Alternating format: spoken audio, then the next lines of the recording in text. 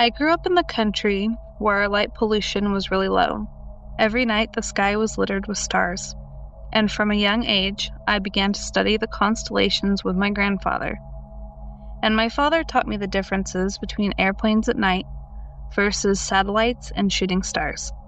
There were a couple separate events that took place over the course of one summer.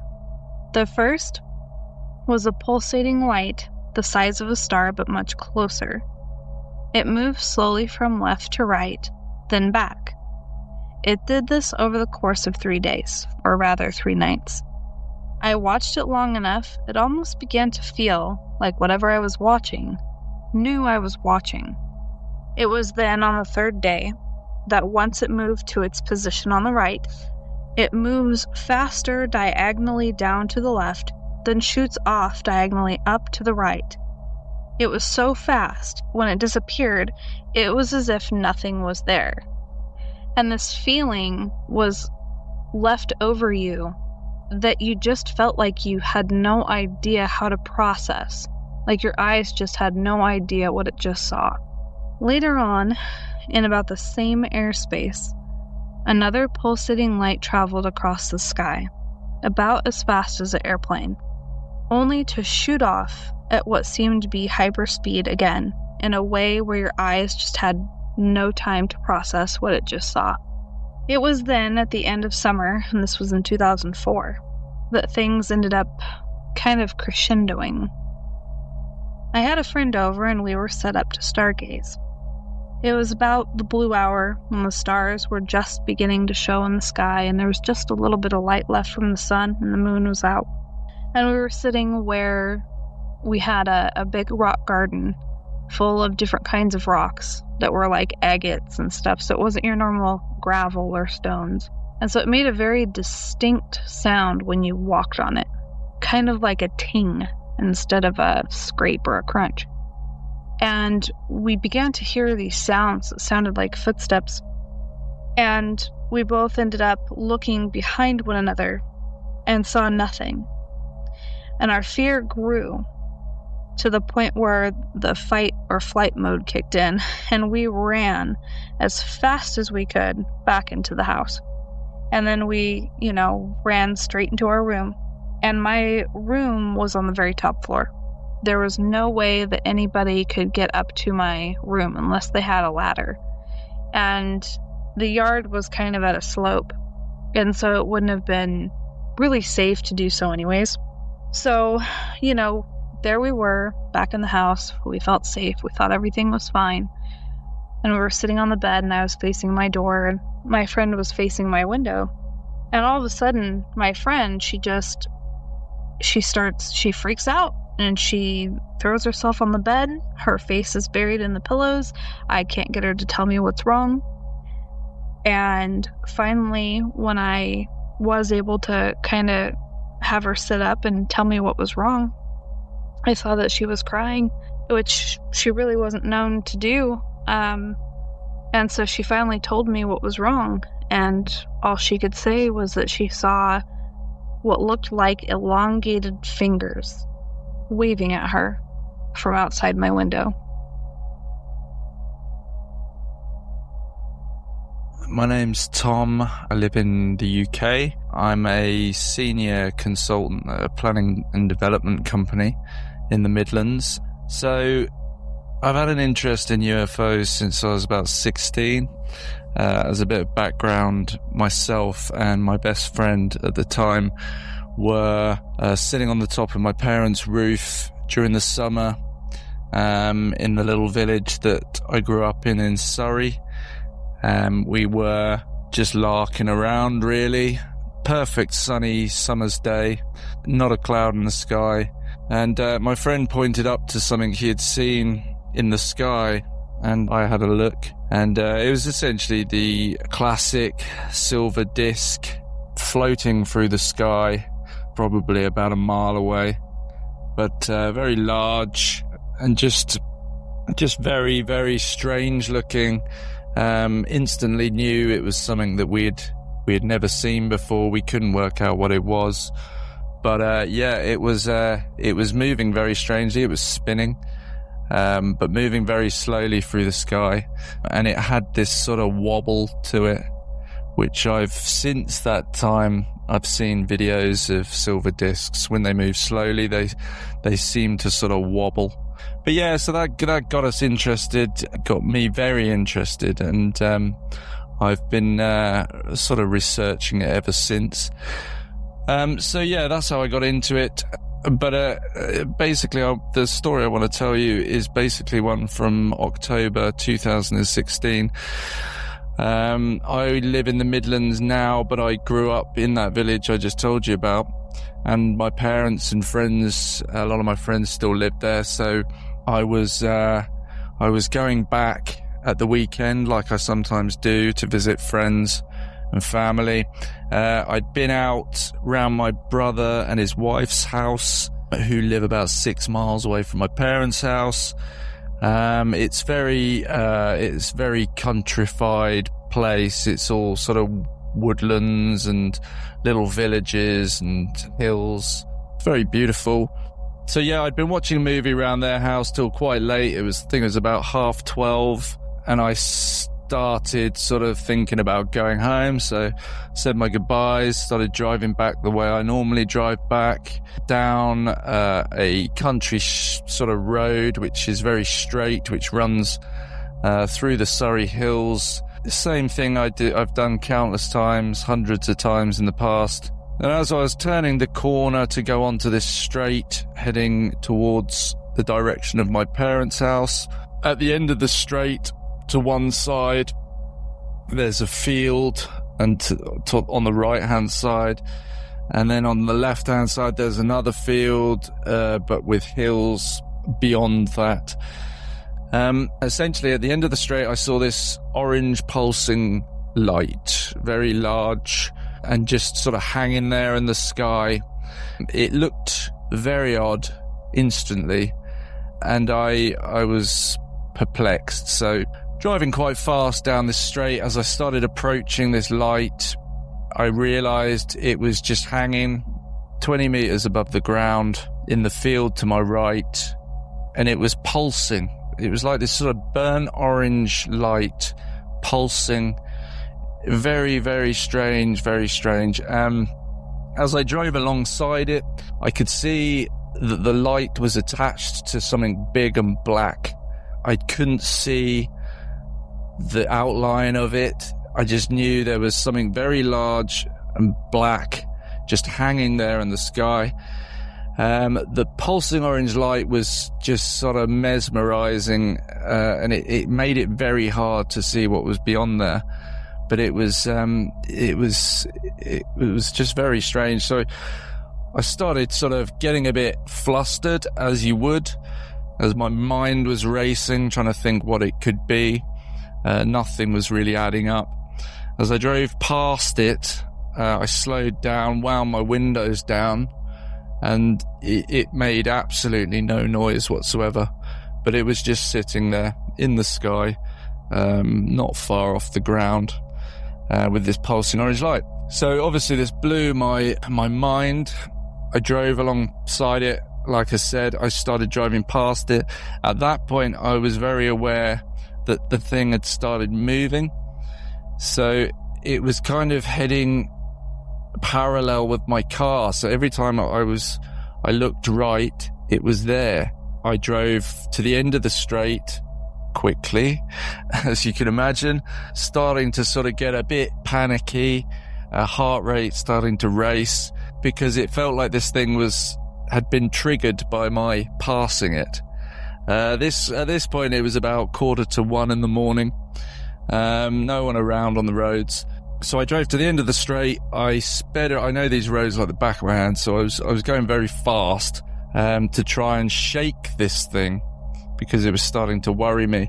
So I got to the end of the straight. I drove round the corner to the right. There's a few windy corners going up a little hill, but it was always there. It was always there on my right-hand side. It was moving over hedgerows. It was moving over trees, only a little way above treetop height. But it was always there. If I couldn't see it directly parallel to my right, I would look in the mirror, my wing mirrors, and it would be there. And so I basically decided to take evasive action. So I took a very sharp left down this little lane, which goes past a special school for kids. And as I was driving towards this point, it was on my right over this school, this public school golf course on the right-hand side. As I shot left, I thought, well, I probably lost it. As soon as I look up the road, I notice it's above me now. So I'm looking through, basically the lane that I was driving down had trees either side, with a sort of canopy closure over the lane, but with a tiny gap in the middle, where you could see through the limbs of the trees. And it was there, it was basically hovering above my car at this point. It was at this point I started to really gas it. I could sort of feel my pulse in my neck pounding. My heart was racing. I was starting to sort of really panic, actually. It was quite unsettling, because it felt like this thing was following me. It to all intents and purposes, that's the impression I was getting from it. Being into this field, I've read countless stories about abduction and stuff like that. So you can imagine what was going through my mind. I just wanted to get home. I mean, I always thought if I saw another one, I would want to stop and I would want to look at it and I'd want to take it all in. But at this point, I wanted to get out of there. So I drove down the end of this road. It's very windy, and it was always there above me, but then it fell back, or it seemed to sort of drop back a bit as I got to this T-junction, which was the last junction before this final road, which is a bit more well used towards the village that my parents live in, so the western end of the village. So I turned right down there. I couldn't see it anymore. I was like, wow, what an experience. But that wasn't the end of it. Basically, as I was driving down this straight towards the T-junction back in the village, I could start to see the lights of the street lights. As I was probably about 100 meters away from the end of this little straight towards this T-junction, I suddenly became acutely aware that there was something to my right.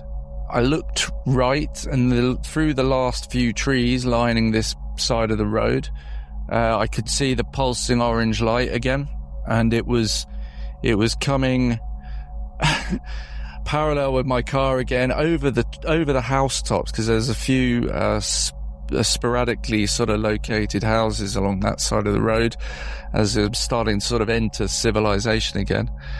And I could see it through the trees, parallel with me again, very, very low, just above house top height, 2-story house height. And it was going to cut me off. I knew it was going to cut me off at the junction at the end of the road.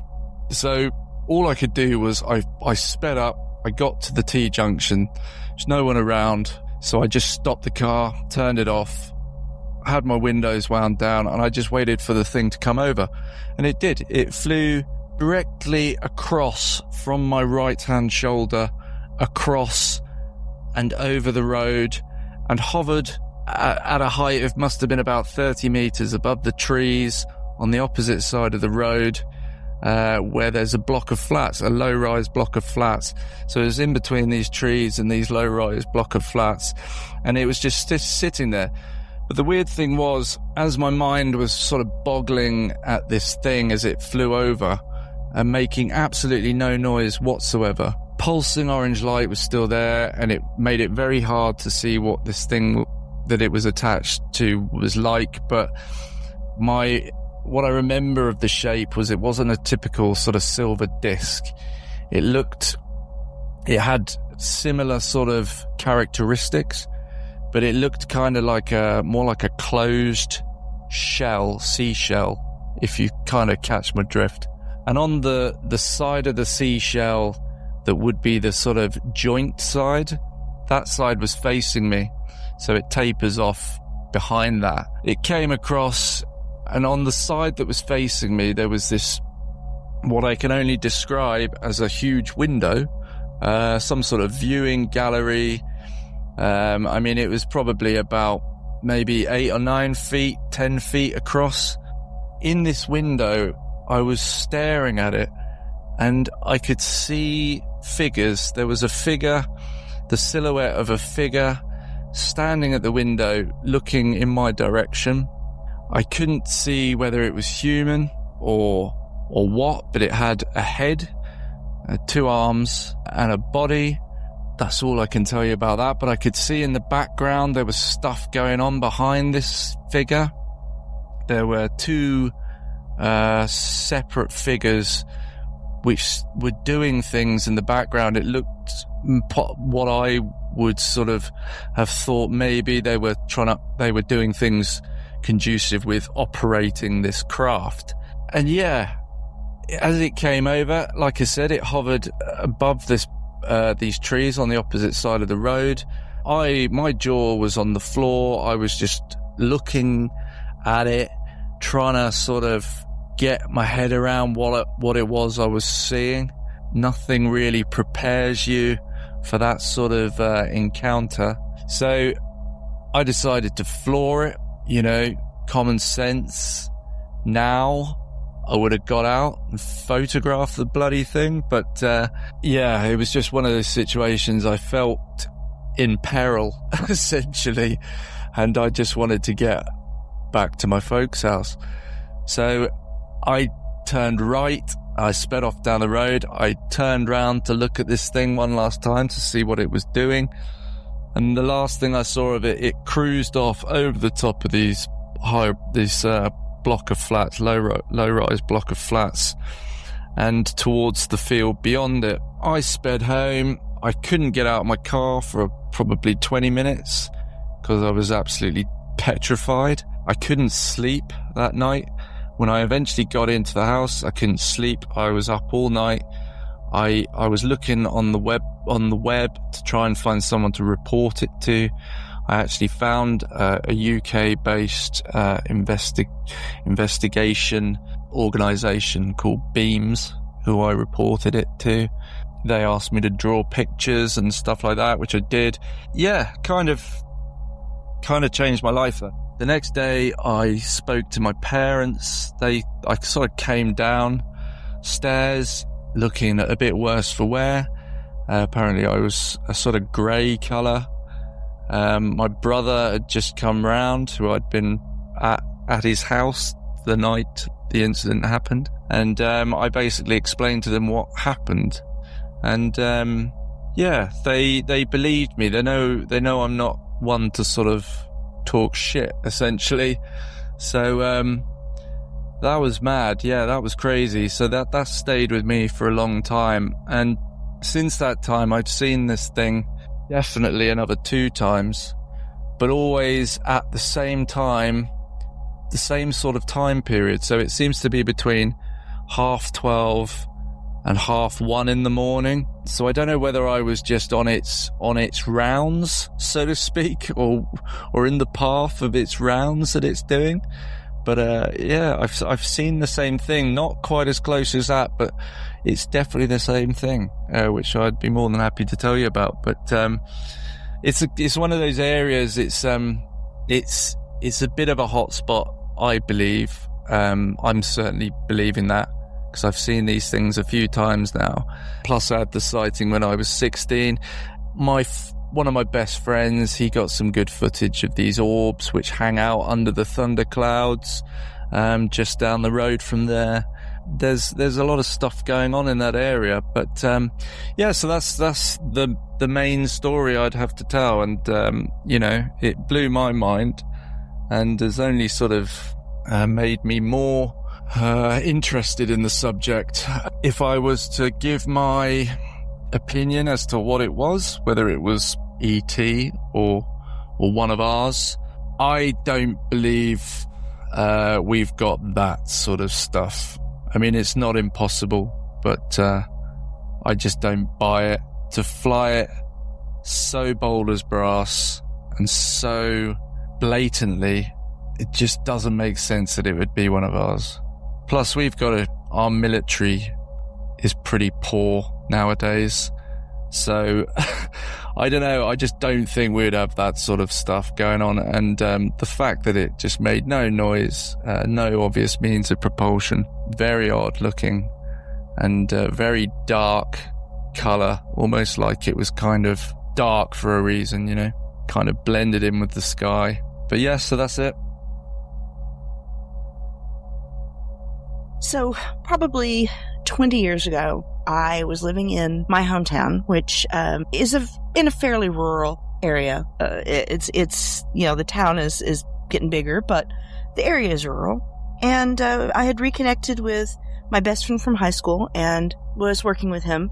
And one day we were talking about paranormal stuff around the area. And he said, "Hey, do you know so-and-so?" Well, so-and-so was a real good friend of my dad's. We'd known the family forever. And he said, "There's something happening out near his place." And I'm like, "What?" And he said, "Well, people have seen all sorts of things, heard all sorts of things, and there are these lights that nobody can explain." Well, we decided that we would head out to that area. Not too far from their place was a cemetery. And we went out and parked at the cemetery and got out. And I will be real honest, I don't remember how many times we went out there before I saw something. I know it wasn't very many. The night that I first saw something, it was one of those huge, bright full moons. And it was late summer, I think. Man, it was gorgeous, just bright. I mean, almost daylight bright, that kind of moon. Standing out in the middle of the cemetery, all of a sudden, this light, I don't know any other way to describe it than this light came on. It just clicked. There was no beginning. There was no getting stronger. There was nothing. It was just suddenly this huge white pearl in the sky. It wasn't right next to the moon, but it was fairly near enough that it was light enough. There was no way there was anything behind it. It wasn't, it was perfectly still. So of course it wasn't a plane. It wasn't a helicopter. It wasn't a flare, because there was nothing to it. Nothing exploded. Nothing came up behind it. Nothing at all. And it hung there for, I think this one was just a few seconds, and just went out. No fading, no breaking up, no nothing. Just clicked on, clicked off. I had never seen anything like it before in my life. And I've seen so many different things, every kind of aircraft, every kind of satellite, every kind, everything you'd imagine I've seen. This was big. If you'd held a dime up to it, it was like dime size from my point of view. I couldn't tell how far away it was. I couldn't tell anything like that, but it was a light not attached to anything, a light not part of anything, just a light. In the times that I went back, I saw multiple. I saw one or two or three. I saw three come on at once and then go off at once at the exact same time. I saw them pop on one at a time, and by the time the last one in a row gone on, the first one was going off. Not synchronized, but in that kind of staged effect. Never once, ever did I see any place that this stuff came from. Any sort of... There wasn't any... It was just a light that just turned on and turned off. Sometimes they were smaller, sometimes they were larger. Sometimes there was one, sometimes there was 5 or 6. Sometimes it would be minutes in between lights. Sometimes it would be seconds.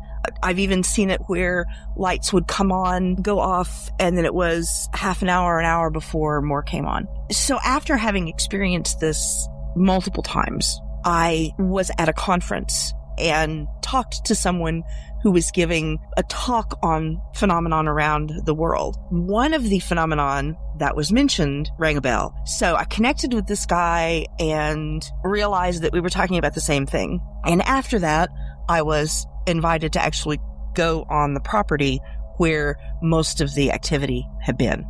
Now, there were other things that other people saw, but the lights were the main thing that I saw. I saw little things, but the gentleman who spoke that I connected with had been out there multiple times, was out there multiple times while I was out there, did a considerable amount of research, working, testing, everything you can imagine, and had not, the last time that I was there and saw him, had not come up with anything. Other people had apparently been out there and had not been able to come up with anything.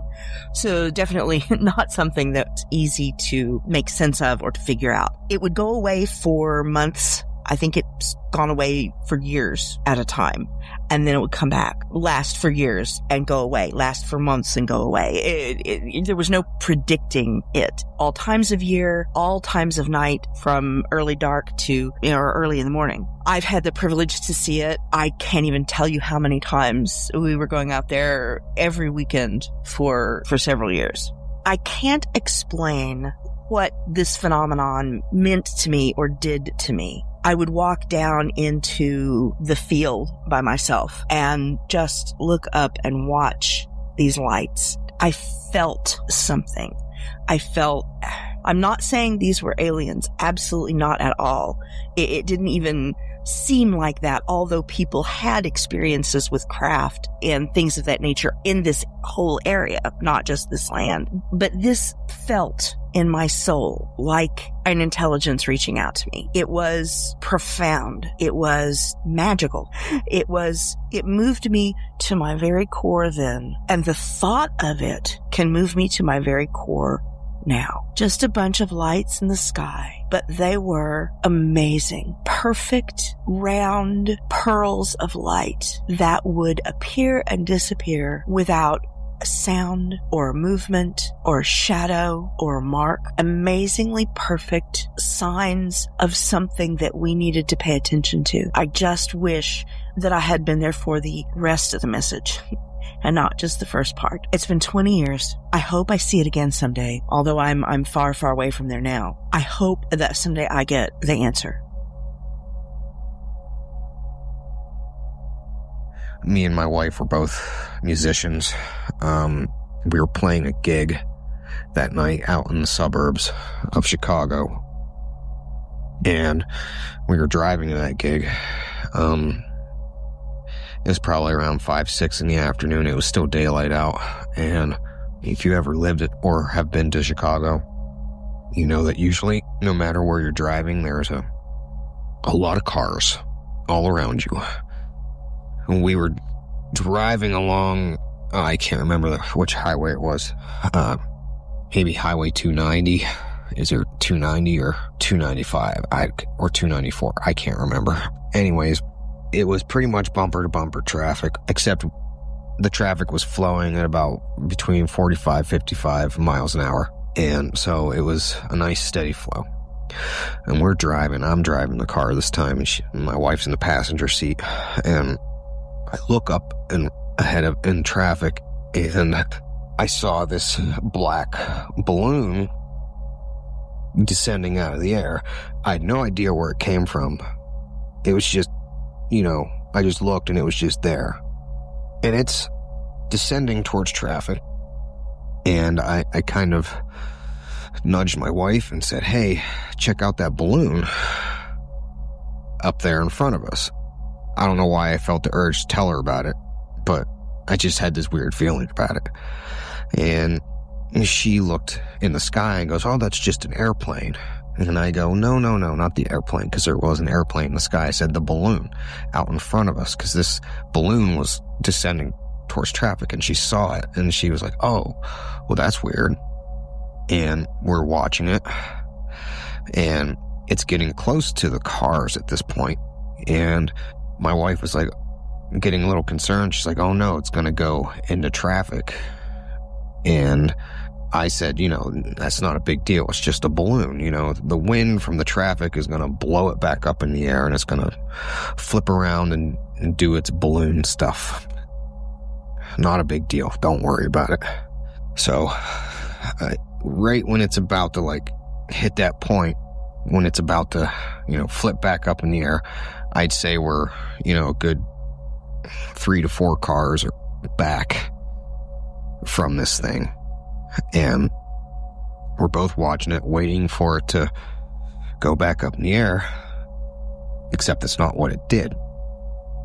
it came down and went right above a car in the far left lane, and it stopped right above the roof. I mean, maybe a foot above the roof at the most, 2 feet maybe, I don't know, but not that far from the roof. And when it got there, it stopped, and it like locked onto the car. I don't know how else to say it. Like, it started tailing the car. Okay? And you have to understand that all the wind and everything did not affect this thing. It was like it was attached to some sort of, rod or something that would be attached to the roof of the car. That's how still and how right in line with this car it was. It's just tailing it. It was matching its speed. Remember, we're going between 45, 55 miles an hour. And it matched every movement of this car going around the turns. And right then I was just like, oh man, what the hell is going on?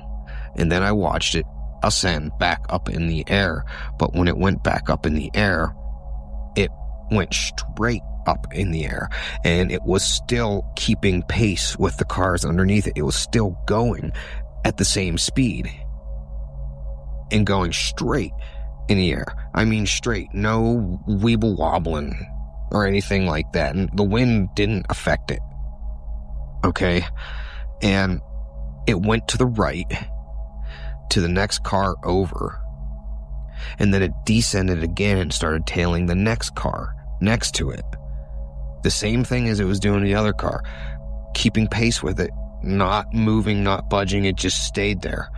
And after it did that for a while, it rose back up in the air straight, and it kind of stopped tailing the car, meaning that like it stopped going 45 to 55 miles an hour. It was like it was done with it, and stopped going with the speed of traffic.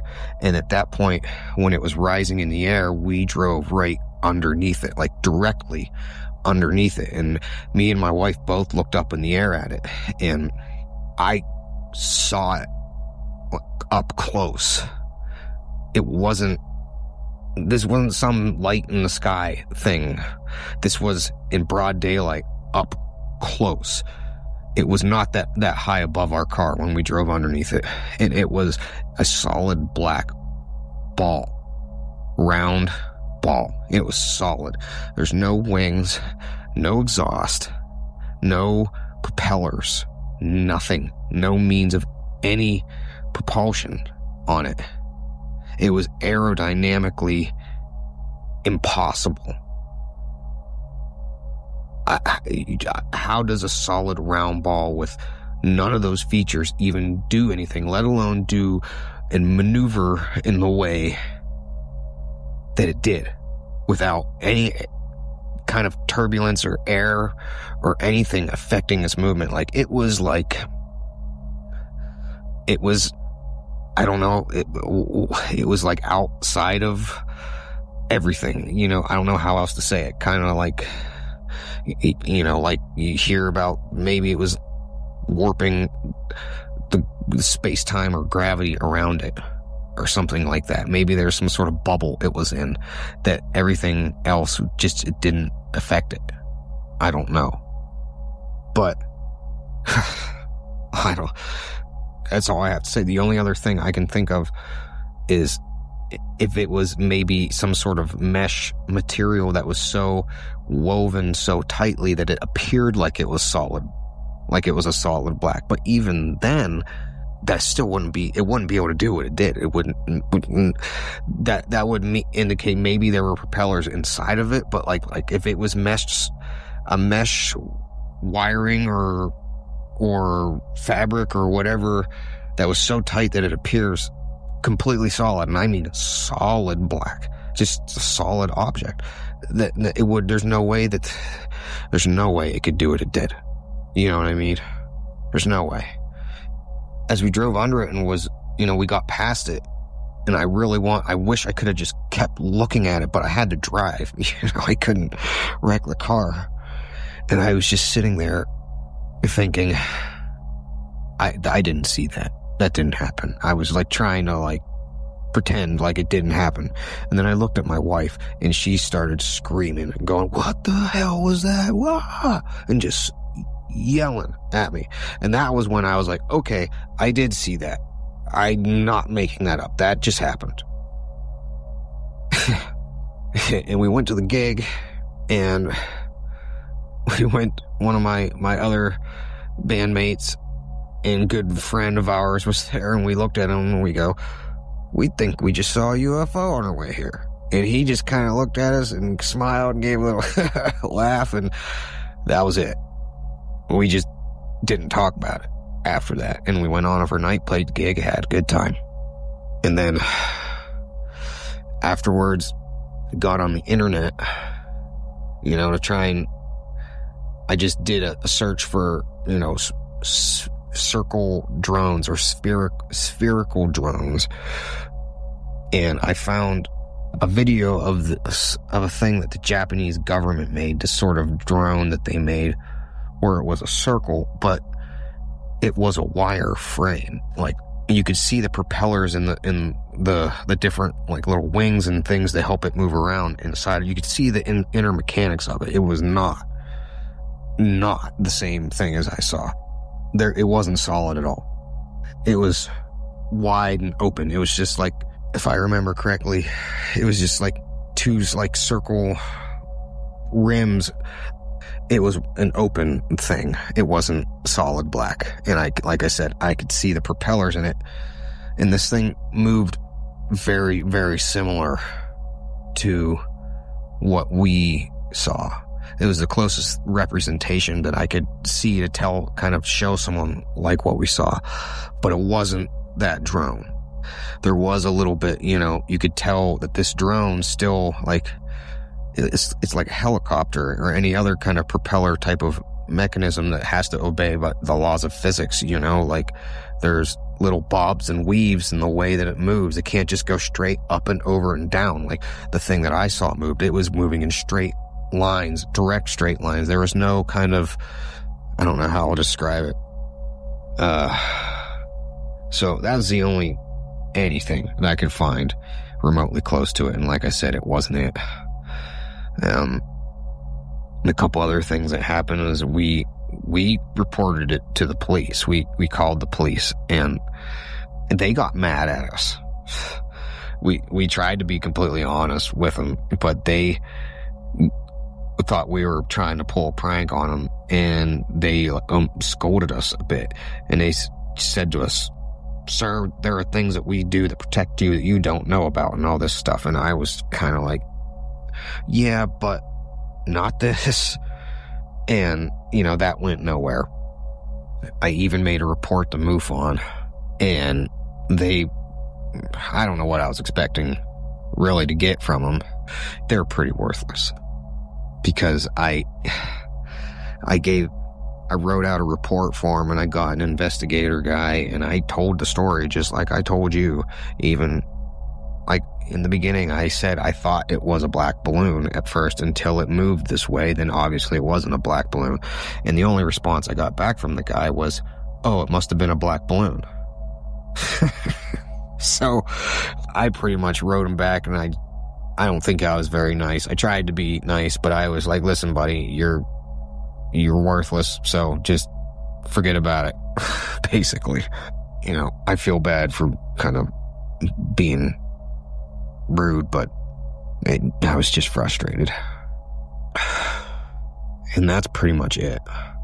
All I know is I witnessed a technology that operated in a way that it shouldn't have operated. It's a technology that, to me, from my limited understanding, defied the laws of physics. Well, let me say, it defied our current understanding of physics, I should say. Or at least there's more to the picture than we know, obviously. And from that point on, I had to face the fact that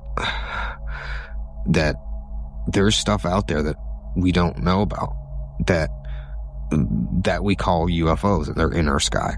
And they can do things that our technology can't.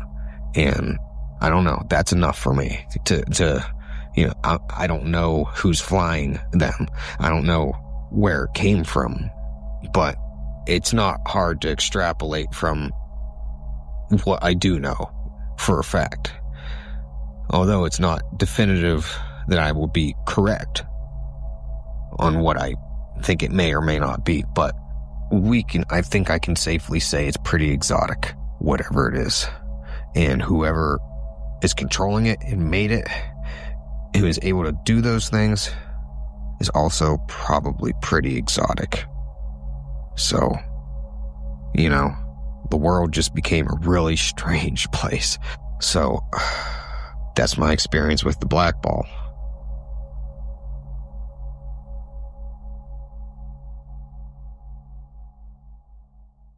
Thank you for listening. Please take a moment to subscribe, rate, and review on Apple Podcasts, Spotify, or wherever you get your podcasts. If you have a UFO story you would like to share, send us an email to discuss further. myufostorypod@gmail.com. That's myufostorypod@gmail.com.